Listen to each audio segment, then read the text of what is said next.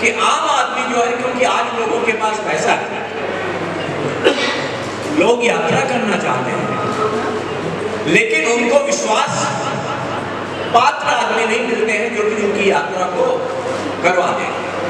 तो आप जो त्रिपुर सेवा समिति जो एक श्रवण कुमार का काम कर रही है, निश्चित रूप से मैं उनको साधुवाद दूंगा कि एक बहुत अच्छा संकल्प उन्होंने लिया हुआ है।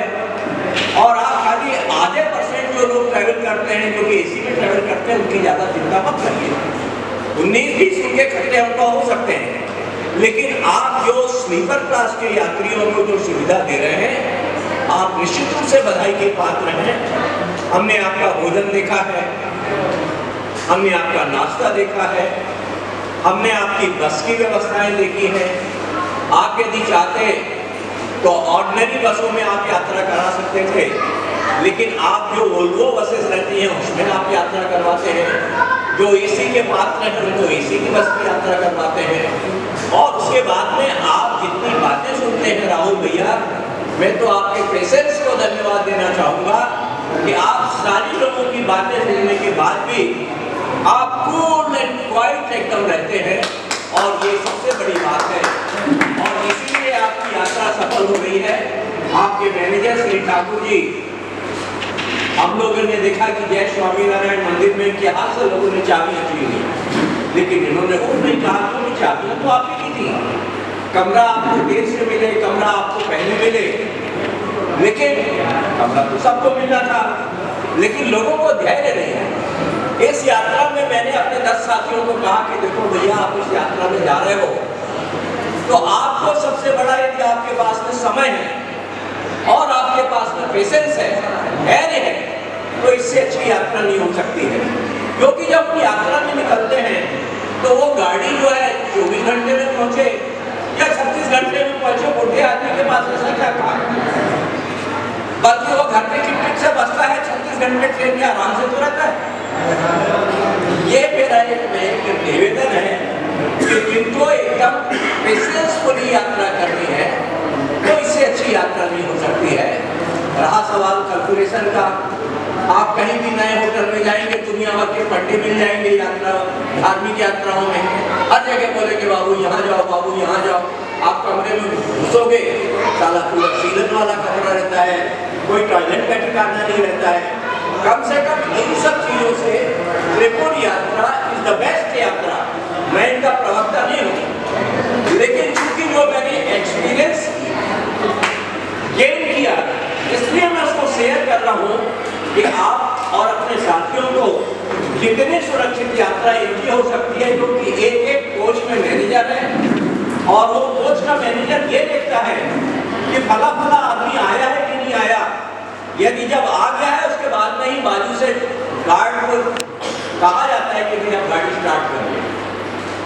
और 1-2 जगह मैंने देखा कि जहाँ अभी कटनी में या जबलपुर में एक जन की तबीयत खराब हो गई, उसको तत्काल उन्होंने एम्बुलेंस बुलाई, उनके परिवार वालों को बुलाया, और उसके बाद में उनको हॉस्पिटल शिफ्ट किया गया।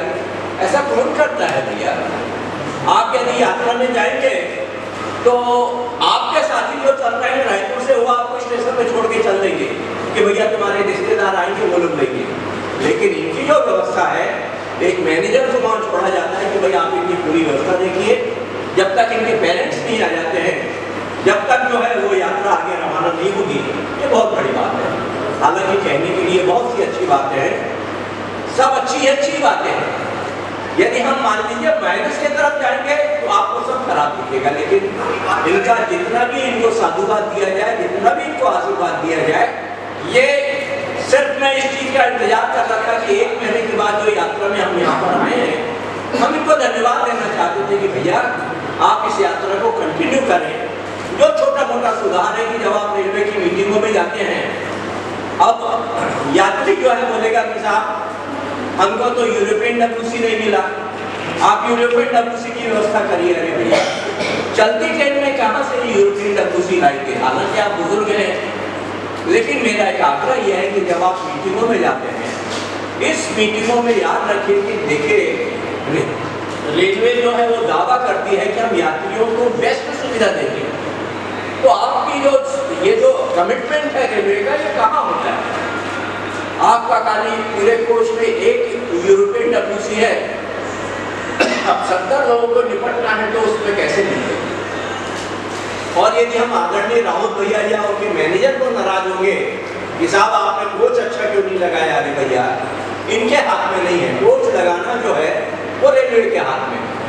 हम जब मान लीजिए B2 में हमको रिजर्वेशन मिला, अब B2 का मान लीजिए कोच यदि टॉयलेट खराब है तो उस समय अपन क्या करते हैं भैया, ज़्यादा से ज़्यादा आप पढ़ा सकते हैं, टीवी को बोलेंगे, टीवी बोलेगा कि भाई अगले स्टेशन में हम देखते हैं कुछ करेंगे, वैसे ही व्यवस्था इनकी होती है। तो मेरा एक सुझाव यह है कि आप कम से कम जब आपकी मीटिंगें होती हैं, क्योंकि आप जब इतना पैसा दे रहे हैं 2008 से आप इनकी यात्राओं को पैसा दे रहे हैं, पूरी की पूरी ट्रेन लेके जा रहे हैं, ये रेलवे के लिए बहुत बड़ा एक सहयोगी के रूप में आप काम कर रहे हैं। तो मेरा एक निवेदन है कि आप जब कभी भी जाएं, आपको कोच अच्छे मिले। वैसे भी ये दुर्भाग्य है छत्तीसगढ़ का कि जितने कंडम कोच हैं वो अपने को प्रोवाइड किए जाते हैं, क्योंकि यहाँ के नेता लोग कोई ध्यान नहीं देते, वो तो चुन के आ गए, लोकसभा में नहीं तो बात कर रहे हैं, तो आप साउथ में चले जाइए, एक ऑर्डिनरी ट्रेन के कोच भी चमचमाते रहते हैं। ये हमारी कमजोरी है साहब। इसलिए मेरा आग्रह ये है, ये तो खैर राजनीति की बातें हो गई, लेकिन एक आग्रह है कि जब कभी भी राउत भैया आप मीटिंगों में जाएं तो इस बात को रखें कि कम से कम कोच वो अच्छे रखें, क्योंकि सब घर के सीनियर सिटीजन्स जाते हैं और सीनियर सिटीजन्स को अच्छी सुविधा दे सकें, ये आपका मेन उद्देश्य होना चाहिए। आपने जो मुझे बोलने का अवसर दिया इसके लिए बहुत बहुत धन्यवाद। न सिर्फ इस मीटिंग में, आप जब कभी भी मुझे बुलाएंगे तो मैं बड़ी श्रद्धा के साथ आपके बीच में आऊँगा और अपनी बात जो है वो रखूँगा। और मेरी कोशिश ये रहेगी, हमारा 100 लोगों का एक समिति है, 100 सीनियर सिटीजन्स हैं उसमें, और उस सीनियर सिटीजन्स में अभी हम लोग पिछले 10 तारीख को आपके मीटिंग की हम लोग सब सिरपुर गए थे, वहाँ बाजू से घामरा रिसोर्ट है, वहाँ दिन भर हम लोगों ने बिताया। हम लोग कहीं ना कहीं जाते ही रहते हैं। हमारी अगली यात्रा जो है फरवरी में, मेरा आग्रह अभी पुनः है कि फरवरी में हम लोग प्रायोजित है हमारी यात्रा। यदि फरवरी में आप हमारा यहाँ से चित्रकूट से अयोध्या, अयोध्या से काशी, काशी से प्रयागराज, यदि इस रूट को यदि आप कवर कर रहे हैं तो अभी समय है आपके पास में, हम आपको कम से कम 50 यात्री देंगे सर, सब परिवार। 50 का मतलब 100-150 लोग जाएंगे आपके साथ में। बस इन्हीं शब्दों के साथ मुझे आपको बोलने का अवसर दिया, इसके लिए बहुत बहुत धन्यवाद। आपकी पूरी टीम को बहुत बहुत धन्यवाद, स्पेशली ठाकुर जी को, तेजस्वी जी को, जो कि हमारी इमीडिएटली कोच में रही थी, आदरणीय रवीना जी को, सभी लोग जिनसे कि हम गाहे बगाहे मिले हैं। और बहुत से लोग फोन करते हैं, आजकल इतने फोन आते हैं त्रिपुर यात्रा से कि भैया आपको आना है, भैया आपको कहीं जाना है। ये बहुत बड़ी बात है। आप इसी तरह आप लगे रहिए, कहते ना लगे रहो मुन्ना भाई, कभी ना कभी आपको सफलता मिलेगी, आपको सफलता जरूर मिलेगी। लेकिन मेरा पुनः आग्रह है कि आप मीटिंगों में अपनी बात बेबाकी से रखिए, मानना नहीं मानना उनकी बात है, लेकिन आप अपनी बात तो रखिए। धन्यवाद। धन्यवाद सर, आपका बहुत बहुत धन्यवाद।